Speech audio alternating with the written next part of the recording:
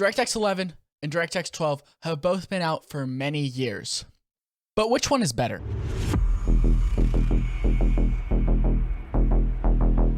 Hey guys, what's going on? Welcome back to another video, and today we will be discussing and benchmarking DirectX 11 and DirectX 12 in multiple games and seeing which one really is better for the competitive gamer. So, DirectX 11 and DirectX 12 are both graphics APIs. DirectX 11 was released in 2009 by Microsoft, and it's pretty much been the standard for gaming for many, many years. A lot of popular games have it, and a lot of popular games are using it until recent times. DirectX 12 was introduced in 2014, and in about 2019-2020, they announced DirectX Ultimate. Now, DirectX 12 promises to have better performance by lower CPU bottlenecks and CPU overhead, allowing some possible higher FPS. It also has things such as DirectX ray tracing, so that beautiful ray tracing RTX as you may know it as well as some stuff like direct storage, which is finally making its way into modern games, allowing for faster boot times, which definitely is important for people with slower systems. But which one should you use? Now, this is actually a question that I've heard a lot of people asking me. I've heard people, especially in a game such as Fortnite, being, hey Chamber, I'm using DirectX 11, and I'm like, use DirectX 12, I've gotten better performance. And I've heard other people be like, well, use performance mode because it says performance in the name, and they haven't tested it. I took the time to test it, and so let's go over the benchmarks that I've ran. So to start off, I use two, basically there's games, but they are what I like to know as synthetics. Those are Riftbreaker CPU test using the stock settings comparing DirectX 11 and DirectX 12. I did the same thing as well with Shadow of the Tomb Raider, making sure that settings were the exact same on both. I used to use Control. It is a single player game. I did run this with ray tracing off, obviously just because DirectX 11 does not support ray tracing, so having ray tracing on DirectX 12 would not be fair. I also did Apex Legends. Apex Legends recently added DirectX 12 and it is actually in a beta. Now, this game does have a 300 FPS cap, as you know. If you want to get more FPS, by the way, in Apex Legends, make sure you go check out my FPS boost guide that I posted a little while ago. And we are going to be looking at the minimum FPS, so the 1% and the 0.1% in Apex Legends. And then lastly, we did Fortnite. Fortnite is really popular game, has DirectX 11 and DirectX 12. DirectX 12 is actually now out of beta, and Fortnite is now actually recommending and auto setting you into DirectX 12 if you have a newer end graphics card. So let's get right into the benchmarks and see which one really does win. Starting off here with the Riftbreaker Benchmark. This is the CPU test, once again on my 13900K, fully overclocked and tuned. And as you can see, DirectX 11 heavily beats DirectX 12 in this game. As you can see also, the GPU times are much lower with the CPU times being much better. So I guess we can say that CPU overhead really does not actually matter. Okay, you can say it's 0.03 faster on DirectX 12, but that's margin of error. But the GPU time is much better on DirectX 11 in this title. Over now to Shadow of the Tomb Raider. Now, one thing I will say, this game actually was, I believe, one of the first ray tracing games out and was used kind of as an example for ray tracing. So they definitely did put much more emphasis into the DirectX 12 port.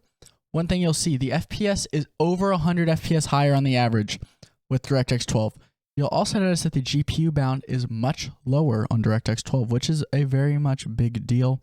The averages, FPS, and all that all around is much higher on the on DirectX 12. So Shadow of the Tomb Raider is a win for DirectX 12. Now on to Control. Now DirectX 11 does win. This game does have a 240 FPS cap, by the way. So we are looking at the 1% and the 0.2% lows here. One thing I will say, DirectX 11 might win, and hey, that might be a slightly smoother experience, but you are losing the ability to use ray tracing. So if ray tracing is something that you value and think is very important, you want to use DirectX 12. I believe this game does default as well to DirectX 12, but if you don't care about ray tracing, or you're on like an AMD GPU and you don't get great ray tracing performance at all, go to DirectX 11 for this game. This is another win for DirectX 11. We currently have 2 wins for DirectX 11 and 1 win for DirectX 12. Now for Apex Legends, I did cap my FPS here at 290 I was in the firing range, and let's look at some lows. DirectX 12 does beat it in the 1% and the 0.2%. That is a very big deal. So as you can see, you will be noticing a slightly smoother experience. It's about 8 FPS higher in the 1 percentiles, which is a pretty big deal actually when you're looking at this. Now, the 0.2% are about the same, and the average is the same. That's just kind of variance. So DirectX 12 is very good on Apex. So we are now tied with DirectX 11 and DirectX 12. And the last game here that we will be testing, and that is Fortnite. Now, looking right at the averages, you're like, oh, DirectX 11 is what I want to use. The FPS counter, the average FPS, so that's the kind of FPS you'll be seeing in your FPS counter, is much higher. But then, look at those minimum FPS, the 1% and the 0.2%. And look, you're getting about 30 more FPS in 0.2%. You're getting about 40 more FPS in the 1%.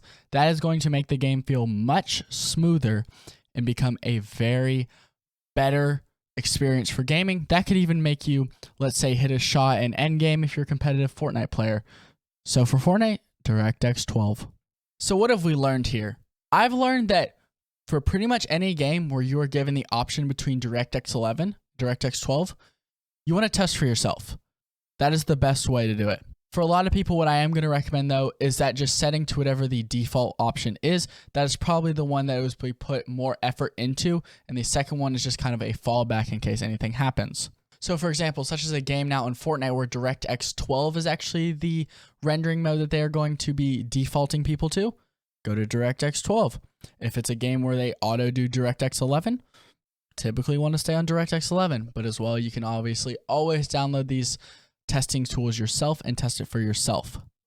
One thing I will say, if you're on a older gen graphics card, such as a 10 series from NVIDIA, maybe like a 500 series from AMD, but typically not as much on AMD, more on NVIDIA, you're going to be getting not as good DirectX 12 performance, and these will typically prefer DirectX 11. But if you guys have enjoyed this video, make sure you hit that like button down below. Subscribe if you have not already. We're on our way to 2,000 subs. I hope you guys have enjoyed.